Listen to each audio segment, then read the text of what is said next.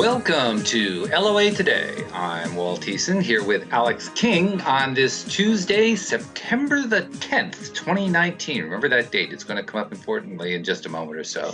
It is currently 4 p.m. in New York. That would be 1 p.m. Los Angeles time, 9 p.m. in London, 5 a.m. in Tokyo, 6 a.m. in Sydney, Australia, and wherever you are in the world. Thank you for joining us for another episode of LOA Today, your daily dose of happy. And we're going to get the happiness started off right away with Palindrome Week, which Alex pointed out to me is this week. And I said, what are you talking about? Well, I did. Well, not in so many words, but that's what it amounted to. What are you talking about? You were like, it's only a day. What do you mean? Yeah. Apparently it's a week. So it's a whole week. I'll let you explain it because you explained it better than I was thinking about it. So why don't you explain it even to our listeners? Remember, we have people who are listening who don't see the video. Okay. See, that makes it more challenging. Okay. Okay. You can take advantage of the camera to talk to people who are watching the video, but you also have to be mindful of the people who are listening to the podcast. That just brings me to the fact that why aren't you watching us on YouTube? You should be subscribed, and you should be hitting that little silver bell that tells you when we're always live. So that's your fault that you don't know what Palindrome Week is. Just saying.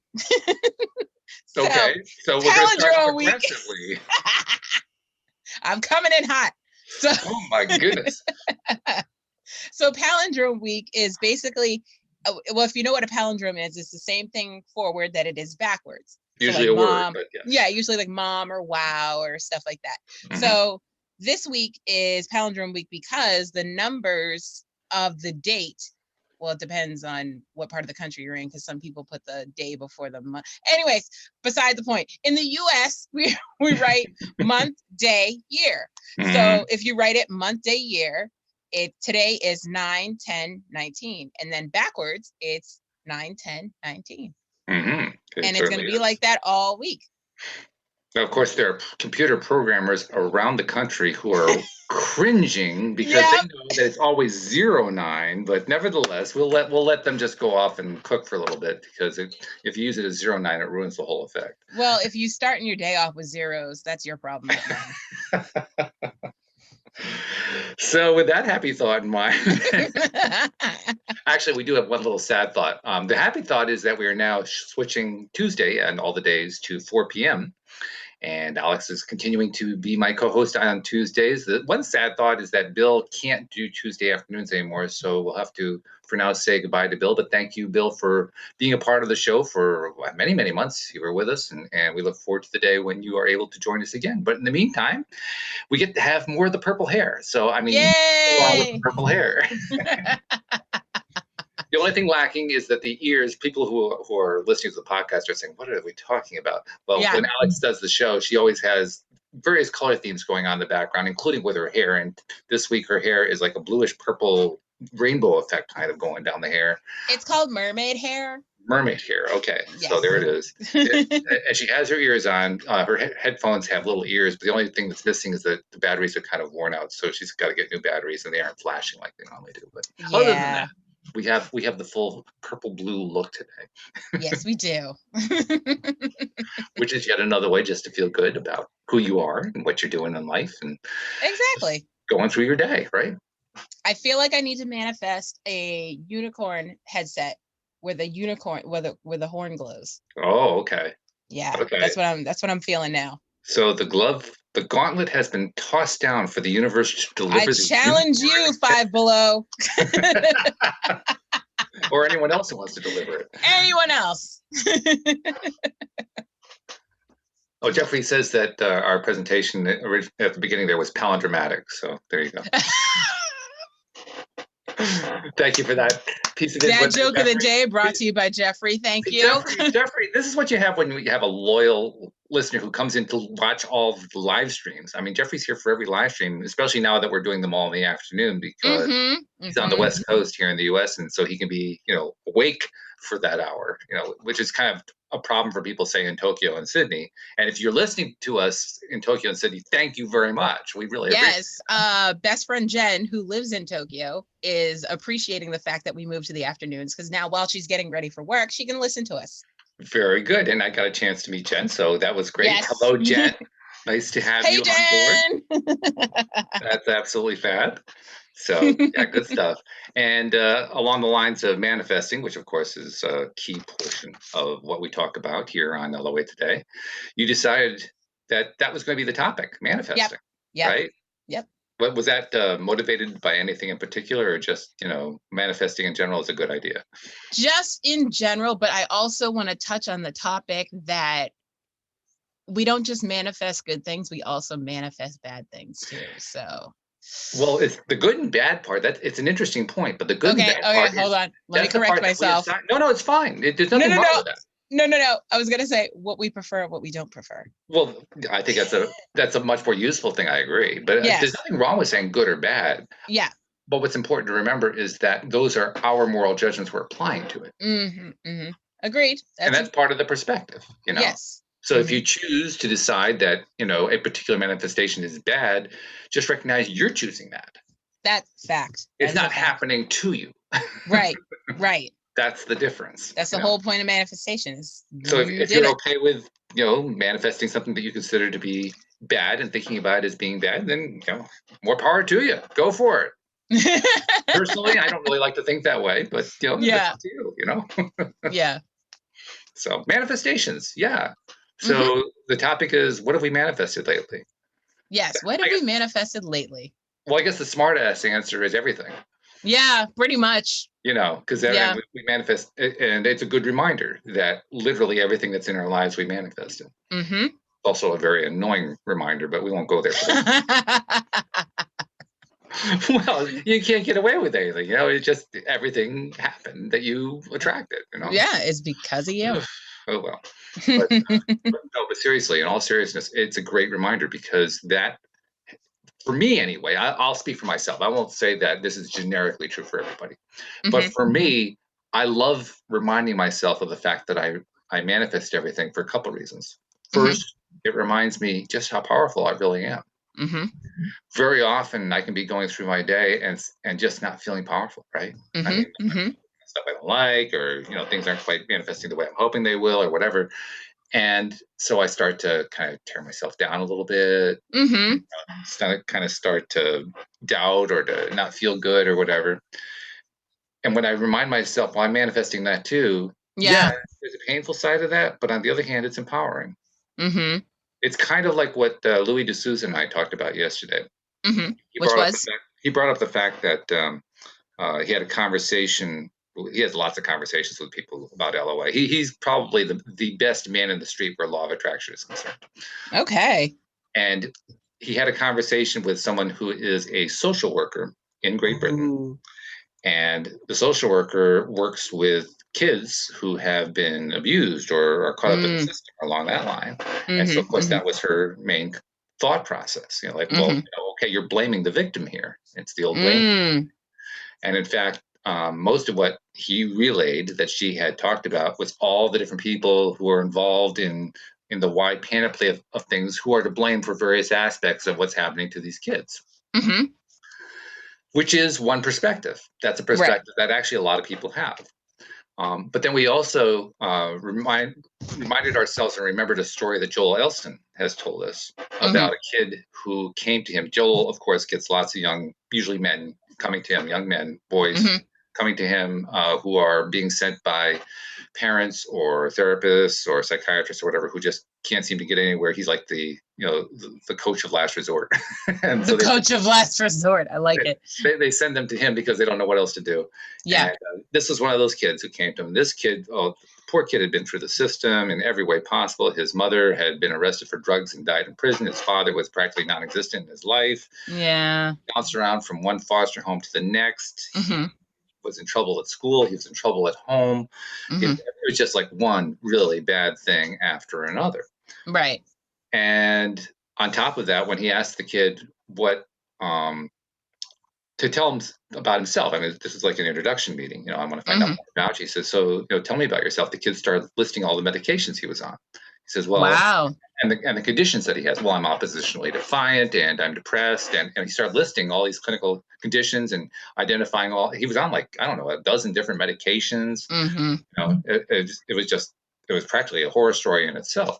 Mm. And Joel says, no, I mean, what do you like? What are your interests in life? Not what are you addicted to? Not what have you on? Who are you? That's what I'm trying Right. to find out. Right. So they have this conversation, and it's becoming very clear this kid is all wrapped up in what the various people who have tried to help him in his life have him cornered into doing. They Yep. have him taking the medications. They have him believing that he has all these different issues and so forth. And plus, he still has his mother who died in prison, and he's alone and all that kind of thing. And this Yep. is I was a 9-year-old at the time. This is not. Aww.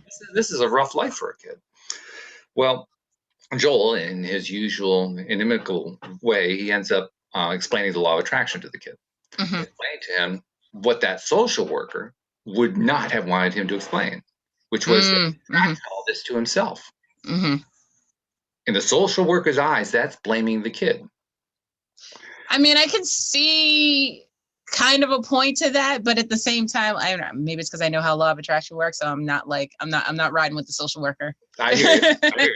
Yeah. But nevertheless, there are a lot of people within LOA circles who feel that way. Who feel very strongly about that. There are groups on Facebook that will ban you if you violate their policy about blaming victims. I mean, literally. Yeah. I mean, that really is true. So it is a very prevalent viewpoint. Mm-hmm. So Joel was basically doing the one thing that viewpoint says you don't do. Mm-hmm. You don't tell the person who is the victim that they attracted all this stuff. But Joel did that anyway because he's Joel. Yeah, he's Joel. And a very interesting thing happened. The kid ate it up. Yeah, because kids are absorbent. They certainly are. Mm-hmm. And this kid was in fact, this kid was an exceptional version of absorbing it because he absorbed it to the point where he got it instantly. Wow. And he started asking questions about the medications he was on. Mm-hmm. In fact, Joel asked him to go through the medications one by one. I think the first one I don't remember what the first one was that came up. It was, I don't know. It was probably, what's the one for ADHD? I can't think of what that one's called. Adderall. Okay, well, that's one of them. There's a variety of them, but that's not the name I had in mind. But yes, okay, yeah. So Adderall. Okay. Well, why are you on that one? Mm-hmm. Well, because I have trouble paying attention. Okay. Does it actually help you maintain better attention? Well, kind of, sort of. Mm-hmm. Okay. What else are you on?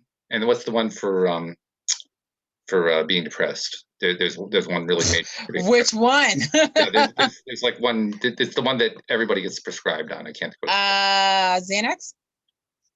Could have been Xanax.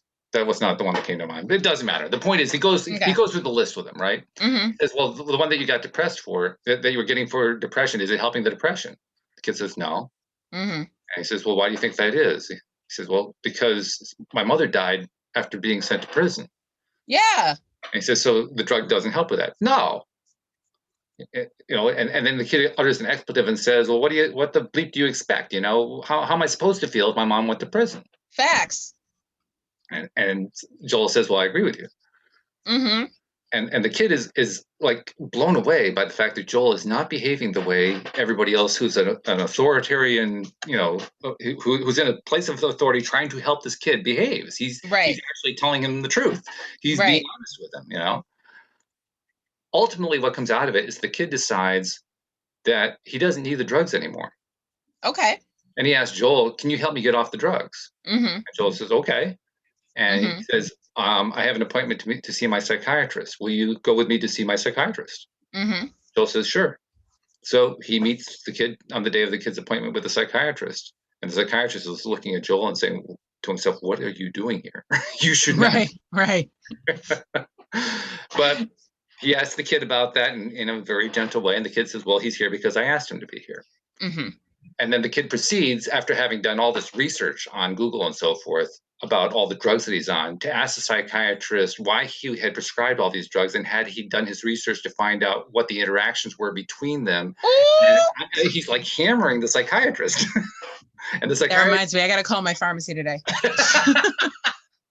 And he keeps looking over at Joel saying, who are you and what role are you playing in this? Like you said. Yeah, why are you cutting into my check? What's going on? Long story short, the kid ends up firing the psychiatrist. A 9-year-old fires the psychiatrist with Joel's help. He ended up going to his teacher at school and apologizing to his teacher at school for his past behavior, promising he was going to change his behavior at school and that he was going to improve his terrible grades, which he ended up doing. He goes to his foster mom, who's ultimately the one who sent him to Joel in the first place, and apologizes to his foster mom for all the trouble he's been giving her and promises her he's going to start changing his behavior at home as well, which he ends up doing instantly. He changes his entire life all in one day, all because Joel told him that he was empowered but to completely control his life because he controlled it. Wow. He attracted all this stuff into his life, and he could just as easily attract what he really wants into his life. Right. And to this day, the kid has made an amazing 180-degree turnaround. Okay. Thank you for saying 180 and not 360. People get that wrong all the time. I know. Like you said, I'm good at math. Yeah, so I don't have trouble with that one. No, 180 is the opposite direction. Right. It's the same. Yeah, I changed my life. I did a whole 360. What? So you're right back where you started? Are you dizzy yet? Clockwise or counterclockwise? What happened? It doesn't matter. Although there are some math majors who will say, yes, it does matter because it's negative if it's in the opposite direction. Oh, good gravy.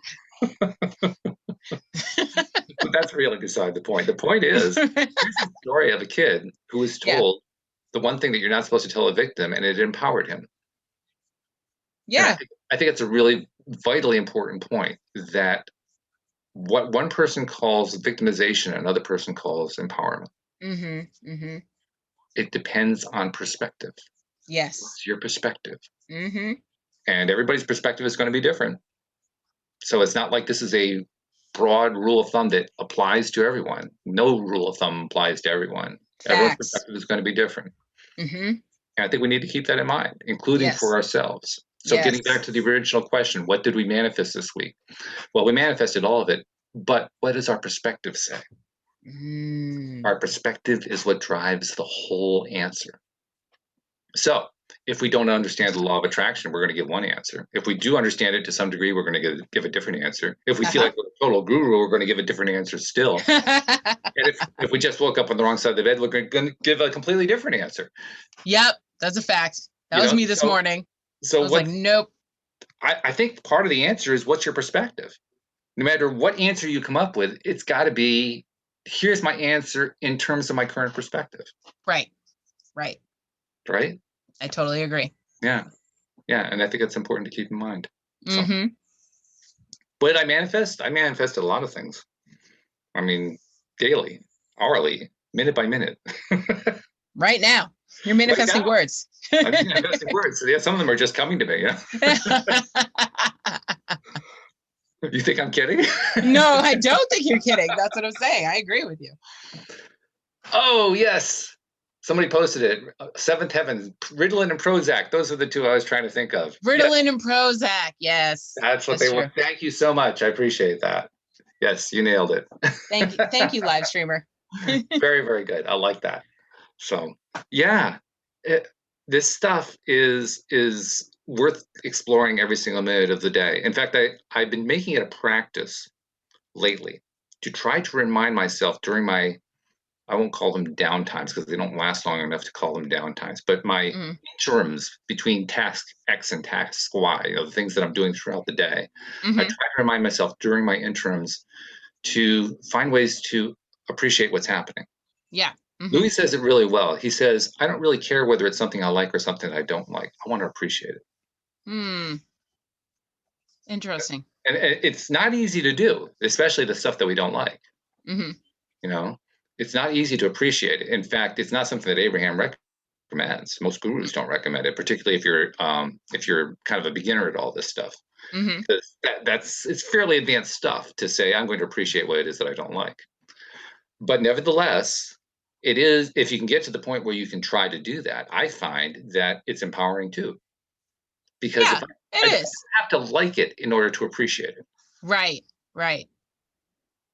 So I may not like the fact that there was a little rain earlier today when I was taking my walk. But I did. I mean, this is a really minor event, I grant you. I'm just saying, Mr. Control the Weather, what happened? Well, actually, I hadn't paid any attention to the weather up to that point. Ah, there it is. So I started paying attention to that was literally my point. I Yep. took advantage of this as an opportunity to say, oh, well, okay, here's an opportunity to refocus my attention and to start appreciating. Mm-hmm. Okay. Well, I didn't really want to appreciate the rain itself, but I did Mm-hmm. want to appreciate the fact. Well, I could have done that. That could have been a choice. I could have appreciated the rain because we're in the gardening business. Rain is good for gardens, so I could have Very gone that way true. if I really wanted to. But at that moment, I didn't want to go that way. The way I wanted to go was I'm taking my daily walk. I want this to be a rain-free walk. Mm-hmm. So I did my little thing of focusing on blue skies and nice, comfortable temperatures and gentle breezes and all that kind of stuff. And within seconds, the rain stopped. I mean, Oh. we're talking a maximum of 10 seconds, Mm-hmm. you know? So that's my point. Every time I have a little bit of downtime, I'm practicing. Mm-hmm. I'm practicing changing my perspective. I'm Mm-hmm. practicing shifting how I'm feeling about something. I'm Mm-hmm. practicing reimagining, getting into that feeling of the thing and Yeah. making it my daily practice. So, what have I manifested? I've been manifesting opportunities to practice. Ooh, good one. He came prepared with notes, people. So, your serve. My serve. Let's see. Well, I manifested my strep throat coming back. Ooh. Yeah. I'm trying to wrap my head around. I'm trying to wrap my head around the appreciation of this. You don't But have to appreciate having strep throat if you don't want to. no, not having strep throat, but the fact that I manifested it. I'm trying to. I'll come back to that. And then, so Okay. what else? I also manifested a argument with a dear friend of mine, which could possibly be friendship ending. Wow. Yeah. But at the same time, the way I want to appreciate that is that I took notice of the fact that I am strong enough to realize when something's not working for me and something is toxic for me, no matter how many years we've been friends, I run with scissors and I will cut you off. That's So not easy to do. no, it's not. But that's my thing. I don't have time. I don't have time for the bull. So let's see what else. I'm trying to think of something good I manifested this week. Oh, I manifested myself a karate class. A karate class? Yes. No kidding. Going back to karate, yes. So now we have karate experts on Tuesday and Friday because Linda's she's a black belt. She's like a third degree black belt. I'm halfway there. I'm like, well, I mean, it's been on and off for the last 20 years, but yeah, I'm halfway to my black belt. Hopefully with this new class, I won't have to start from scratch. The sensei said, I'll see where you're at, but you won't have to start from white belt. So I was like, oh, thank God. It's a long road. Jeez. But yeah, well, one of my life goals is to get my black belt. So yeah, that's what I manifested this week. Well, that's pretty cool. Mm-hmm. That's cool. The more important question is, how do you feel about it? I am anxious about it, but in a good way. Like, okay. I'm excited to get started and, work on my goal. Okay. That's good. Yeah, well, what you're describing is the process that we all go through of deciding what I want next based on what has happened now. I mean, so often we have events that happen and we experience what we call the contrast. Here's the part I like, here's the part I don't like. And once we're presented with the contrast, all of a sudden we get that new, what Abraham calls that new rocket of desire. That's what you just described there. You described having attracted and brought it to you, this thing that you, in this case, liked, and in the previous two cases that you didn't like. And didn't matter which one it was, both of them sprouted a new rocket of desire. Yes.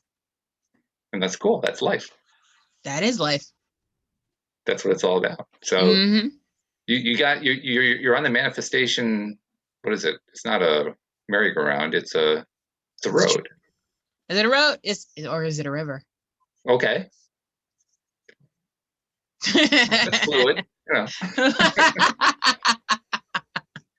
It's not a train just yet, working on it. But Well, here's an interesting question for you. What makes it a train?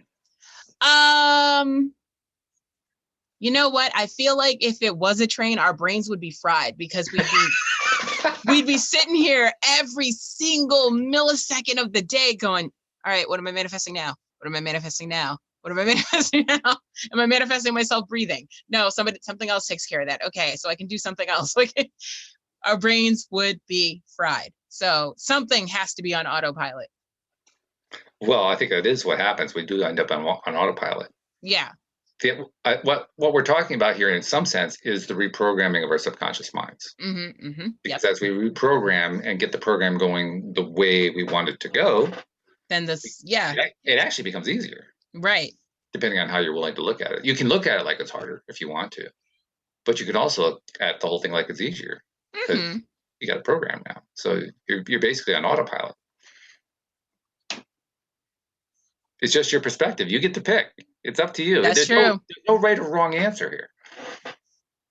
I'm trying to spell subconscious. Doing hashtags. Yes. If it looks like I'm not paying attention to people, it's because I'm doing secondary work. I'm a multitasker. By the way, I'm looking at some of the conversation that's going on in the background, and they're talking about bringing somebody in who's one of our regular listeners and what they've been doing to do that. But if you guys have anything specific you want to contribute to what we're talking about, I'll be glad to include it in the conversation. That's why I keep looking at the live stream just to see what's going on there. Yes, we're both multitasking. We are. We're very good at that. Yeah. Yes, we are. So, okay, back to the topic of manifesting. We are constantly manifesting. We've come to that agreement, okay? Which is a big step for a lot of people. That just even coming to that conclusion, that's a lot to admit. That. Even as I acknowledge that every day, this is what I find. I find that it's mind-boggling. It's simple. Mind-boggling simple. It's mind-boggling. Literally everything that I encounter, I am manifesting. Right. My phone, okay? Now, I've had this phone day after day. Yeah. I'm still manifesting it every single day.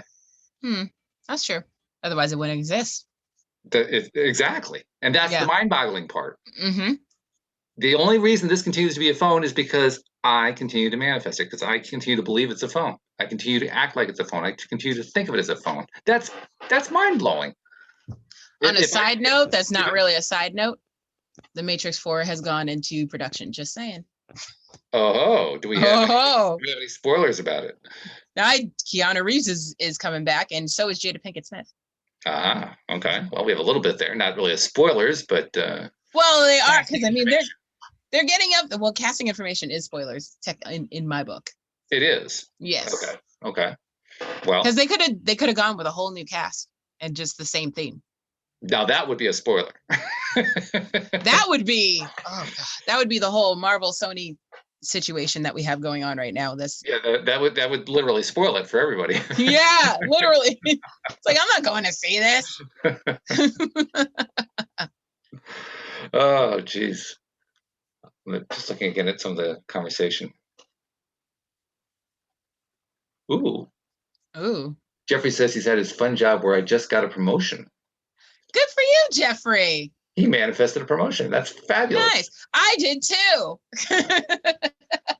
It wasn't this week, but yes, I did too. All right. I told Walt from the beginning that I was going to be writing this show, and he finally gave in and was like, yeah, sure, why not? Okay.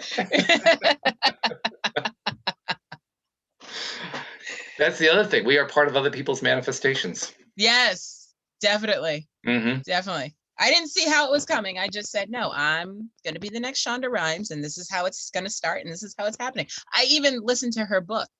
Did you really? I did. I didn't realize she wrote a book, and then I saw her on Oprah. She wrote a book called The Year of Yes.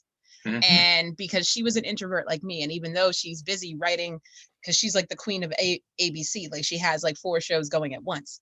So she was busy doing all that and raising her kids and all that. And her sister said something to her at Thanksgiving, because her family's very unimpressed with the fact that she's Shonda Rhimes, even though we're all really impressed. So that's probably a good thing, actually. Yeah, it keeps you grounded. Yeah. Right. Yeah. So she's like, oh, I'm about to meet with Oprah. Oh, the Obamas invited me to this. And her sister's like, Anne, you don't say yes to anything. And she was like, oh. And she just sat there and she was like, but I have kids to raise. I'm writing 4 shows and I'm busy. So she took it upon herself to decide that she's going to say yes to everything for a year. Now, I don't know if I'm going to go this far because that's a lot. That is a lot. But I did say yes to karate. So that's step one, and that's twice a week. And that's step one in the direction. And so, yeah, I got a lot from her book, like the fact that because she writes 4 shows and they tape weekly, she has to have a new script every 8 days. Wow. Yeah. Wow. Yeah, that's just one show. So yeah. So that being said, episode 3 is being written as we speak. Even though we haven't shot episode 2, that's okay. I'm on Shonda Rhimes time now. I give you credit because you basically embraced what is a challenging schedule and said, I'm going to do it. That's great. Yeah. Because I don't want, if once we're done shooting episode 2, and then you guys are going to be like, well, when are we shooting episode 3? I'm like, well, it's not going to be Alex's fault. Tell you that right now. The episode is written. It's not my problem. Not my problem. Oh, that's funny. That's good, though. That's really good. Because what you're talking about there is a really strong level of embracing what you're manifesting. Ooh, that's really what that is. Yeah. Thank you, sir. In fact, the whole yes, I did have one question about the yes thing. Yes. I haven't asked the question yet. I know. Can I ask the question before you answer it? Your question is, sir. Wait a minute, I thought the answer was going to be yes. Okay, now hold on here. Can we get the ground rules straight here? Continue. No, seriously, the question that I have in my mind is, if the answer is always yes, do you have to mean it? In other words, can you say yes and not really mean yes? Well, that's how she started off. She's saying yes, but she really didn't want to do it. Like she had really bad anxiety. Most of the stuff she was saying yes to was like Jimmy Kimmel, meeting the Obamas, which she ended up doing, having lunch with Beyonce, really big stuff. And yeah, so it was definitely, it was a struggle at first. And then she just realized, like, halfway through the year, she's just like, it's not even a big deal anymore. I'm just yes to this, yes to that, as long as my schedule allows. Yes. So there is an exception then. But she didn't really make it an exception, though. She found a way to work around it. So in other words, her schedule always allowed. Yes. Okay. See, I'm trying to imagine, like, there's got to be scenarios where people bring her, requests that really would not be enjoyable to do. There was this one incident, but I think this was before the year of yes, because she said she was talking about, and I don't know how familiar you are, some of our listeners are Grey's Anatomy fans, but the character Christina Yang, who's played by Sandra Oh, was supposed to be played by somebody else who everyone in the casting room loved. They were like, oh yeah, she's got to be the one. She's going to be and Shonda was just like, no, that's not Christina Yang. That's not who I want. But she was so shy. And she just went along with it at first. And then she just woke up one day and was like, no, this disturbs me. It bothers me. I don't want it. This is not the person. And so somebody on her team could sense that and said, this is your show. If you don't want it, you don't have to have it. And that's pretty much how it began. So she was like, okay, well, I don't want her. Sorry. She's got to go. Okay. So it's a selective yes then. I mean, she doesn't have to answer yes to everything. She's choosing to answer yes to everything that she could potentially have an interest in. Yes. Because she was actually proposed to in the year of yes. And she said no. Okay. She was like, everything was going great. And then I realized I don't want to be married. Okay. So she's like, I like the way things are. And he was like, well, I don't. So bye. So really then this whole year of the yes isn't so much about saying yes to everything. It's about saying yes to everything that resonates, but that you might normally have run away from. Right. Or yes. Which is good. Yes, right. Just to carry on a theme. Yeah, right. But it's good. That I like that actually better than what I originally thought it was. Because what that Right. really is it's an exercise in always choosing what it is we prefer. And Mm-hmm. that is It hard. is. That takes It a is. lot of practice because it's so easy to fall into, just by default, Yeah. agreeing with that thing you don't really like all that much, but you've always done it, and you don't want to Mm-hmm. offend anybody. Yeah. All that. Yeah. She also made it a point to not tell anyone she was doing the year of yes. Just so you know, because she figured like people would take advantage. They'd be like, "Oh, Shonda's gonna say yes because it's the year of yes. So let's make her bake brownies and let's make her do this." Like, Yeah. things she just So she internally said yes to what she could. Well, now that we know that it was selective, Mm-hmm. I think she actually could have let herself off the hook. She could have, and she did a couple of times, and she slipped up like when she wanted to start working out and eating better and all this type of stuff, and she pushed back as far as she could because she was so comfortable laying in bed and eating a pan of brownies that she was just like, yeah, I know, right? I was like, wow, that's talent. I'm not sure I'd call it a talent, but okay. Oh, she called it something specific. I think it was, I don't remember what it was, but it was I a call funny it word. sugar shock myself, but that's Sugar okay. shock is definitely something, but Yeah. that was her MO. And then she realized that she And I couldn't. say that from experience, by the way. Not brownies, chocolate chip cookies. Oh, Many years ago, in my early 20s, I decided to binge one day on an entire box of chocolate chip cookies. I wow. was sick as a dog afterward. Oh no, that sucks when you get sick and then you ruin it for the rest of your life. You're like, oh, But I it can't. wasn't so much. I didn't throw up sick. It was just Okay. I was just in malaise in my mouth. You know that feeling in your mouth when Yeah. you got too much sugar. It was, it Oh. ruined the entire day. It was Yeah. awful. It's like, what did I do to myself? What it Oh. really amounted to was I never wanted to do it again. Hmm. Well, it's So like it the was good old school. contrast. Yeah, it was like those old school parents. It was like, oh, you want to smoke cigarettes? Well, smoke this Smoke the entire whole carton. pack, right? You'll never want a cigarette again. It's true. Which I I did the guess same thing. works. I did the same thing with my niece, teaching her to never gamble What? because I'm Oh, good. I'm a good poker player. ooh, I am horrible. Well, if you ever want to, become totally turned off by poker, play poker with me, and I'll turn you off real fast. But I'm already turned off by poker because it involves math. So it's too late. Next. Next. No, but seriously, not that I was really concerned she was going to become a gambler, but I was trying to teach Yeah. her, stay within what you know, stay within what deep down feels good to you. Don't go after something just because somebody else says, "Oh, we should try to do Yeah. whatever." Don't get sucked Yeah. into somebody else's game. So that's Don't why do the I shiny taught her that. thing. Yeah, Mm-hmm. yeah, and it worked. So how did you do it? Did you just play like a million games in a row until she kept losing? Oh, it didn't take that many. Wow. I think we played like 10 hands. Wow. I cleaned She's her like, out in 10 forget hands. it. I quit. Yeah, exactly. That's it. Yeah.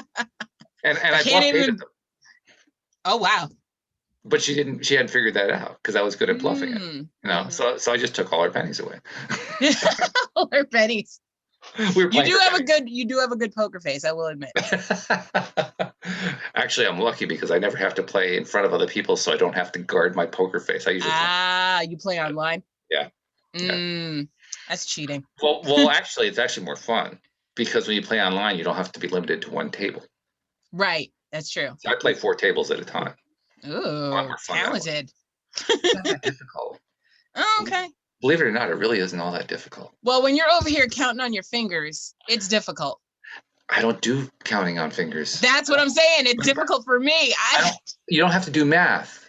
You have to learn certain rules. When you learn certain rules, you don't have to do the math anymore. Okay. I mean, things like, well, you have to know some poker, how the thing works in order to explain it, but I'll give you one. Mm-hmm. If you're thinking about, if you have four of the same suit and you're thinking of trying to go for a flush, the likelihood you're going to get that is pretty low. It's going to be like 1 out of 4 times. So I just remembered 1 out of 4 times I'm going to get it right. The other 3 times I'm going to get it wrong. I don't have to do math for that. Okay. That's not math, So That's it's just literally gambling. well, I don't gamble. I usually don't take that bet. The only time I'll right. take that bet is if, this is where math does come into it. I admit. Uh-huh. Okay, if the odds are 1 in 4 that I'm going to Mm-hmm. get a flush, Mm-hmm. but the odds are that if I win, I will increase my take by 16 times over. That's a good bet to keep taking over and over again. Because if I'm only going to get it wrong 3 out of 4 times, Mm-hmm. that means out of 16 tries, I'll get it right 4 times. So 16 times, I will Whoa, get. So, math. so 4 different times, I'll get 16 times my thing. I'll get a huge windfall out of that Okay, all over right. time. Over time. It Uh, also means that I'll lose a lot. But mm. in the grand scheme of things, I will have made more. So if you have enough money to lose, there is a Exactly. big jackpot waiting for you. Yeah. But will I Okay. always do that? No, I won't always No, do that. you shouldn't. It depends on if I'm playing, it depends on what's going on in the game. I mean, where are we Right. at the game? Are we in the middle of a tournament? Are we at the beginning? Are we at the end? Mm-hmm. Where we are, Right. Right. and how much am I betting on it? Am I Mm-hmm. betting my entire stack? 1/10 of it, 1/2 of it? Those are all very different bets. Mm. It doesn't require a whole lot of math to know whether 1/10 of your stack is a safer bet than the whole stack. Facts. I can do that math. That's a fairly easy one. Now it's just, what do I want to risk? Right. Right.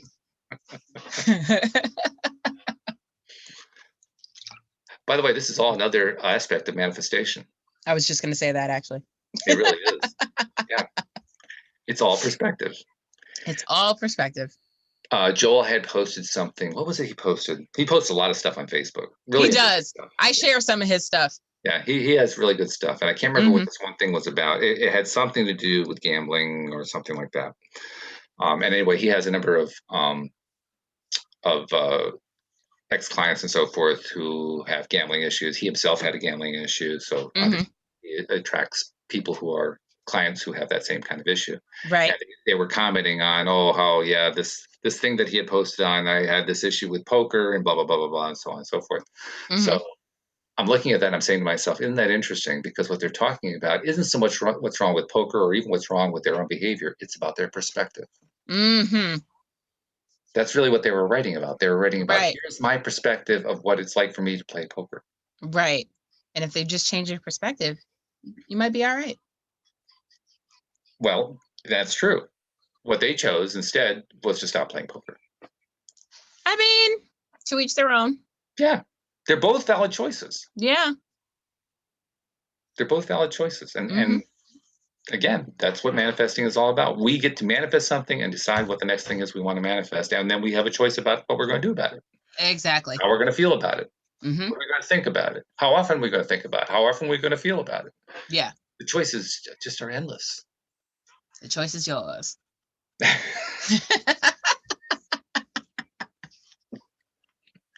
Who are you doing there? I got to ask. I don't know. A different person just joined us on the show. I feel like it was the Queen of Hearts in one of the Alice in Wonderlands. Ah, okay. The one where she had the giant head. that version. I don't know. That's just what came to me. I don't know if that's actually true. Well, I'll tell you what came to Jeffrey. Jeffrey says, if you want to flush, the bathroom is down the hall and to your right. Oh, Jeffrey, you're killing me with the dad jokes today. Well, you can't complain because you said you were bringing a dad joke to the show. Okay, you ready? You ready for this? Okay, here we go. It's a millennial dad joke, so okay. Hold on to your horses. Okay. So millennials are known for buying odd number shirts and odd number pants. Do you know why that is? No. Because they can't even. Oh, jeez.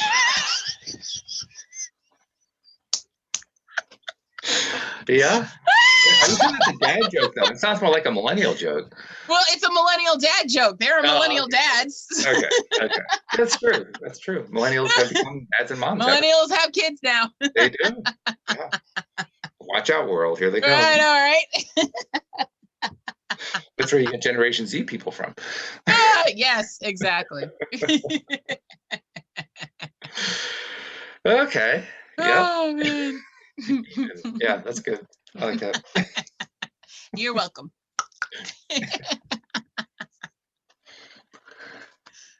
Ooh, what's this? I don't know. What is it? Do Life on Purpose with Steve Rowell. Steve was, of course, a co-host here on the show I for remember. yeah, and that's his website. And I believe he also has a book by that title. I'm not sure why Is they're it? bringing It that in. should be a book. Oh, that's because it is Steve Rowell. Oh, that's his screen name. Steve has joined us on the live stream. Hi, Steve. Hi, Steve. Hello there. I didn't recognize you through your screen name. It's not it's their website name on their screen name. But that's good. I like that. I mean, that's one way to remember it. I'm not likely to forget it, actually, especially when he puts 5 smiley faces in a row. That's Actually, the key. Put some emojis in there. There you now go. Steve is actually an expert when it comes to manifestations. Is he? He truly is. Yeah, Okay. he has got it down pat, especially what we're talking about here, where you manifest something and it generates another desire, and you turn that into manifestation. He's got Now, the was thing Steve going. the one in the UK who? Yes. Yeah. Okay. Yep. Yeah. I remember his story. Yeah, yeah, Yeah. and he is first of all, he is the best um, expensive car manifester I've ever heard of. Mm. I mean, he has had more expensive cars, more ritzy cars than anyone I've ever known. Right. I don't know how many there are. Steve, how many really great cars have you had? And now he doesn't have them for any great length of time. That's what's really interesting about it. Okay. Yeah, So he's because he like doesn't really leasing want them. them long. Yeah. I mean, literally, he told me that I forget what the last one was, an Aston Martin. I don't know what it was, but whatever it was, he had it for like 3 days and he was bored already. Oh, okay. So gave it back. Yeah. This car drives too fast. I do not want it anymore.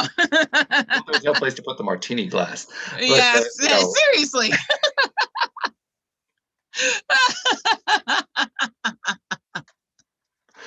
but Steve is, and he'll admit it's actually become something of a game for him.